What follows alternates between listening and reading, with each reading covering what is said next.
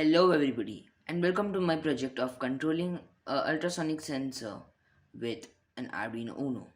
In this project, we will measure the distance from an object to the ultrasonic sensor with an Arduino Uno. So let's get started. The some uses of this project are when someone comes close to your door, the doorbell rings automatically, and it may be also your next Santa catcher.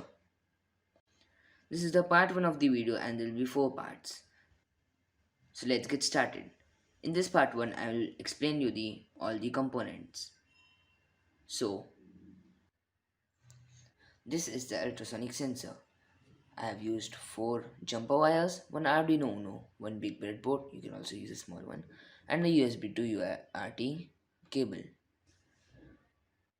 I have used a laptop which is the device for uploading the code to my Arduino Uno. This is the ultrasonic sensor. One of these is the transmitting terminal and one is the receiving terminal.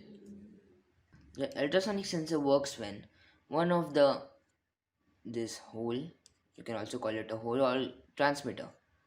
The transmitter transmits a echo. When it reflects from an object, when there's an object in front of the ultrasonic sensor, such as this pencil, it will again reflect it and go to the receiving terminal. The time it takes to go front and back, it calculates how much distance the echo has covered. Here are 4 jumper wires. I will explain you the connections in the part 2. This is the Arduino Uno. The Arduino Uno is a microcontroller in which I give the commands to the ultrasonic sensor. It very useful for many projects. And this is the breadboard at the last. Thank you friends for watching and don't forget to subscribe to Aiversity.